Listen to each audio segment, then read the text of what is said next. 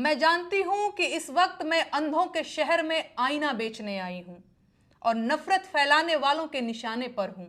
लेकिन आप लोग ये जान लीजिए कि देश में लगी इस आग को बुझाना इस वक्त सबसे बड़ी देशभक्ति है।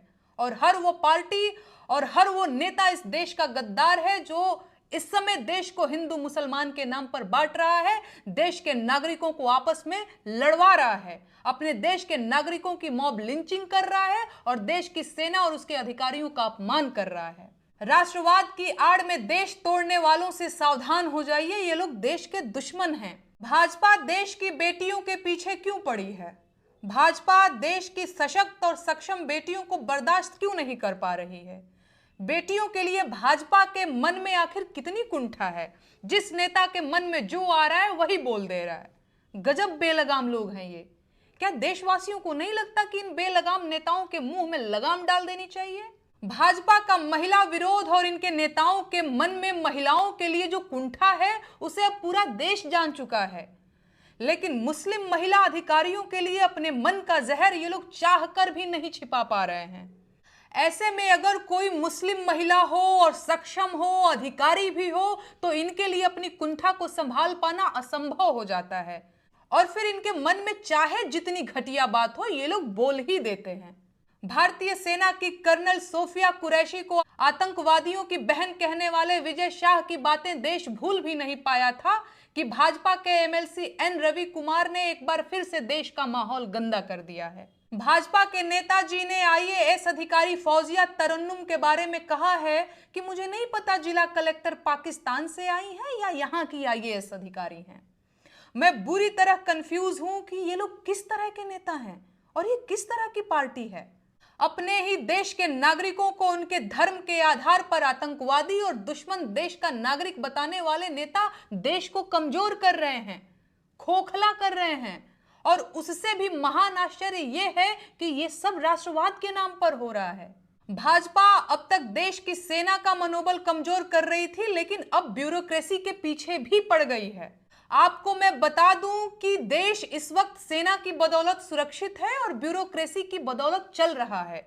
ये दोनों देश के आयरन पिलर हैं और भाजपा के नेता इन दोनों आयरन पिलर्स को कमजोर कर रहे हैं। ये लोग सांप्रदायिकता और नफरत की छेनी हथौड़ी लेकर इन पर लगातार चोट कर रहे हैं और इनकी मक्कारी और धूर्तता का आलम यह है कि ये लोग अखंड भारत की भी बात करते जा रहे हैं। है ना कमाल की बात? देश की एक बड़ी आबादी नफरत की आग में इस कदर अंधी हो चुकी है कि वो सांप और सपेरे में अंतर नहीं कर पा रही है। दवा के नाम पर जहर बांटा जा रहा है, राष्ट्रवाद के नाम पर देश को बहुसंख्यकवाद की तरफ धकेला जा रहा है और नारा अखंड भारत का लगाया जा रहा है। गजब। मैं जानती हूं कि इस वक्त मैं अंधों के शहर में आईना बेचने आई हूं और नफरत फैलाने वालों के निशाने पर हूं। लेकिन आप लोग ये जान लीजिए कि देश में लगी इस आग को बुझाना इस वक्त सबसे बड़ी देशभक्ति है और हर वो पार्टी और हर वो नेता इस देश का गद्दार है जो इस समय देश को हिंदू मुसलमान के नाम पर बांट रहा है, देश के नागरिकों को आपस में लड़वा रहा है, अपने देश के नागरिकों की मॉब लिंचिंग कर रहा है और देश की सेना और उसके अधिकारियों का अपमान कर रहा है। राष्ट्रवाद की आड़ में देश तोड़ने वालों से सावधान हो जाइए, ये लोग देश के दुश्मन हैं। आप खुद सोचिए, जो लोग अपने देश के नागरिकों को आपस में लड़ा रहे हैं वो लोग अखंड भारत की बात कैसे कर सकते हैं? क्या ये करोड़ों देशवासियों की भावनाओं के साथ खिलवाड़ नहीं है?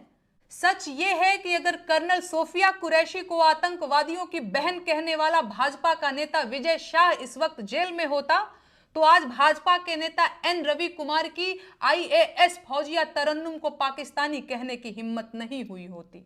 सोच कर देखिए, जो लोग सेना की कर्नल और आईएएस अधिकारी तक को बगैर सोचे समझे कुछ भी बोल सकते हैं, वो साधारण महिलाओं का क्या हश्र करेंगे? इसी दिन के लिए आपने भाजपा को वोट दिया था? आपको यही भारत चाहिए था क्या? देश की बेटियां देश का सम्मान है और कोई माई का लाल उनको अपमानित नहीं कर सकता, फिर वो चाहे कोई भाजपा का नेता हो या खुद चौकीदार ही क्यों ना हो।